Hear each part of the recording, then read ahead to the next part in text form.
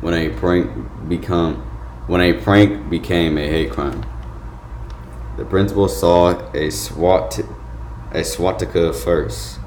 It was a inky black spray painted on a trash can just beside the entrance to the high school.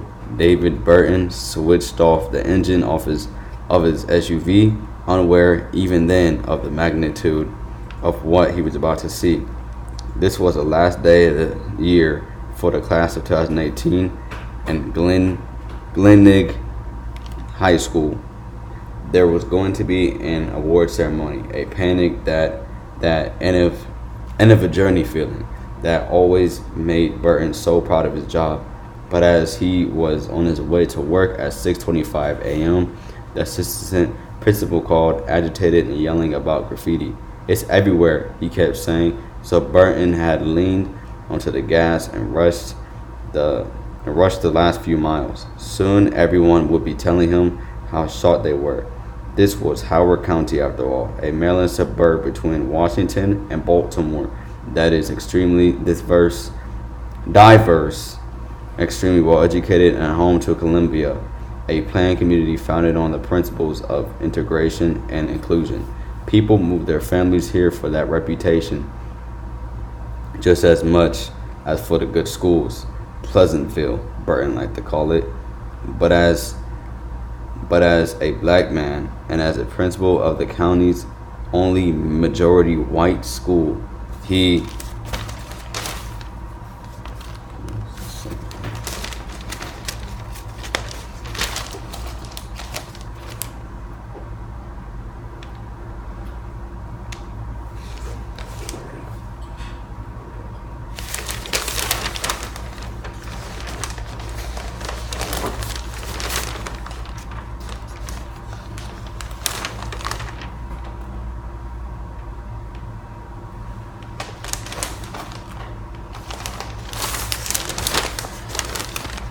he knew this place was more complicated.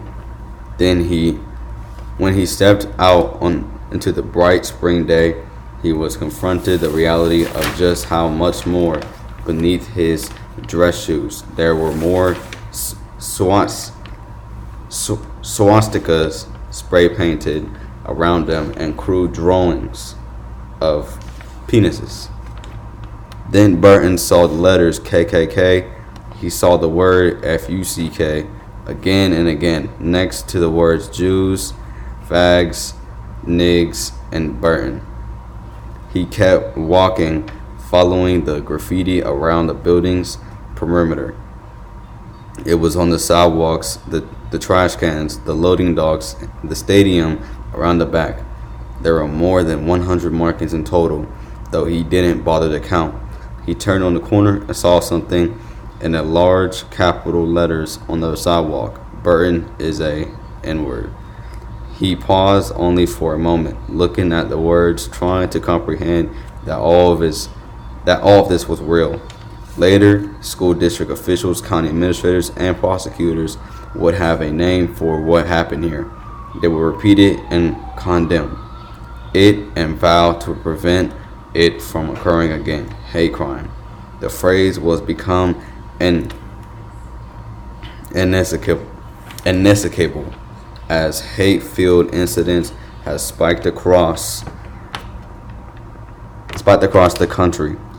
A quarter of all hate crimes reported to the FBI, more than any other category, are similar to the attack discovered at Glenelg on May 24th, 2018. Vandalism and destruction of property and physical marking of an age-old threat. You don't belong here. The majority are repaired, washed away, or repainted over without anyone arrested. When the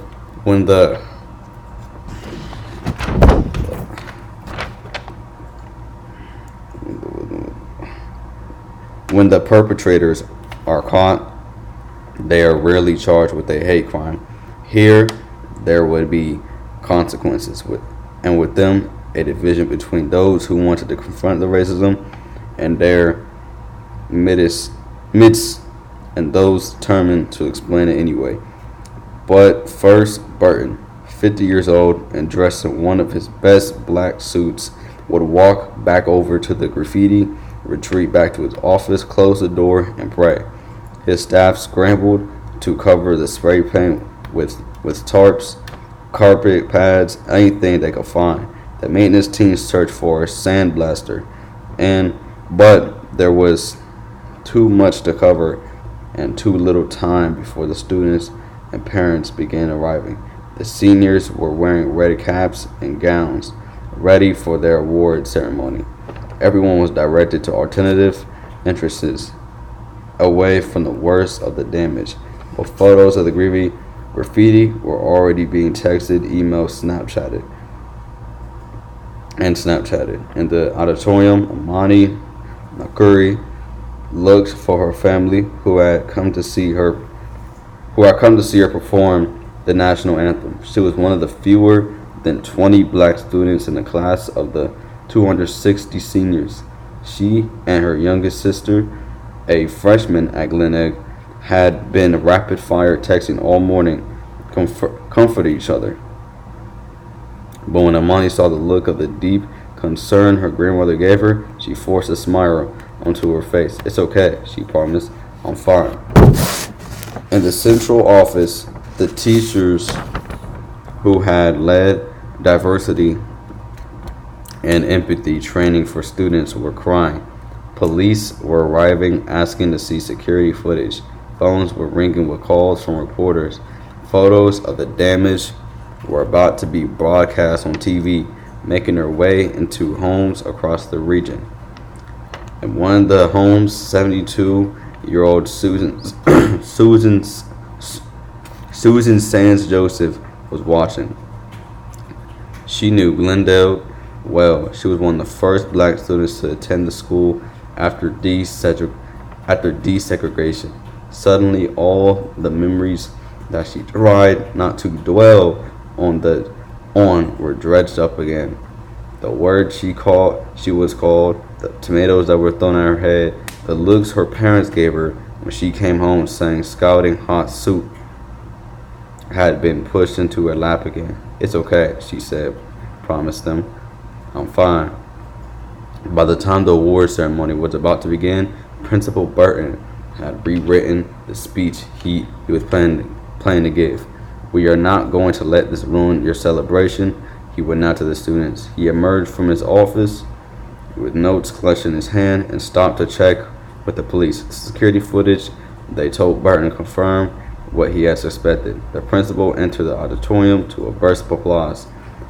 He stepped up to the podium.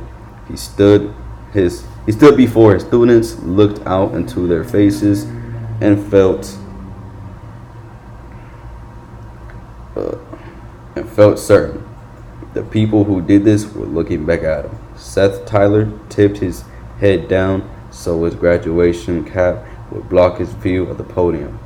It felt, he said later, that the principal was staring right at him. But he and the others had hidden their face behind masks the night before. Seth reminded himself, how could anyone know they were the ones who had done it? All morning he had been replaying the vandalism in his mind. He'd been at his buddy Matt Lip's house, where the parents of all their friends had gathered the evening of May 23rd to sort out all the details of senior week. The teens' parents had rented them a house in Ocean City, the annual destination for thousands of local students celebrating graduation, and were divvying up tasks. Who would drive the group to the beach? Who would stock their fridge? Who would cook them dinners before leaving them for a week of beer pong, sunburns, and meet us with houses full of girls? Afterwards, Seth stayed to watch a Washington Capitals playoff game. He loved these kinds of nights and really everything about high school.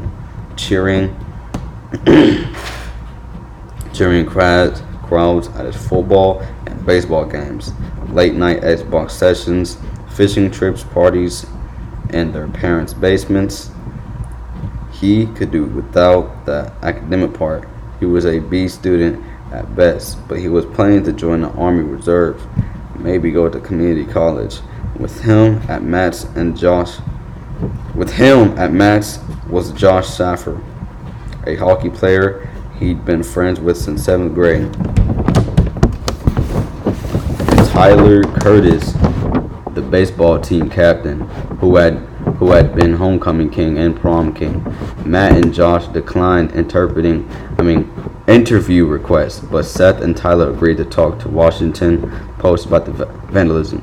When they tell their story of that evening, they start with the end of the Caps game, when everyone but Seth was deep into supply of Bud Light, and the conversation turned once again to their senior prank. Tyler wanted the superglued locks and superglued locks. Seth suggested they grease up 3 pigs and release them into the school.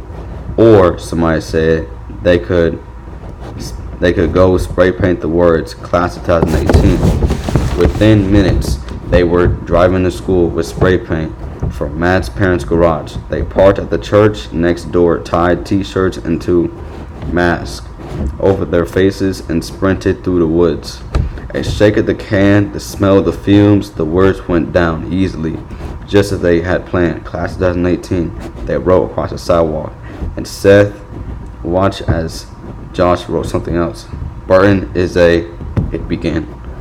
Later, this was the moment he agonized over, the point at which he could have turned back. I wish I said something like, "This is stupid, guys. It's not worth it. We could actually get in trouble for this." Why he didn't, he would always struggle to explain. "I don't know. Everyone was doing it. We didn't realize the consequences. It was just spray paint. It just happened. It was all blur." The blur went on for about 7 minutes, during which all of the team sprayed something hateful. Josh targeted the principal. Matt attacked Jewish, gay, and black people. Tyler drew 2 swastikas.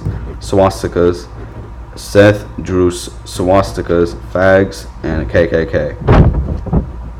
When a car drove by, they leaped behind the brick columns between the front entrance, hiding. A moment later, they started spraying again. Finally, they ran back to their cars. They chucked their paint cans in the woods.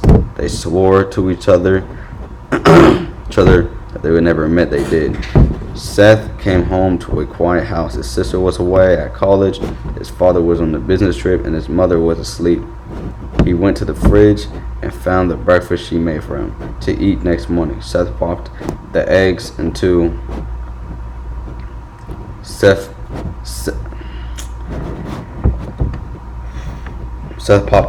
the microwave when he went to grab them. The plate slipped.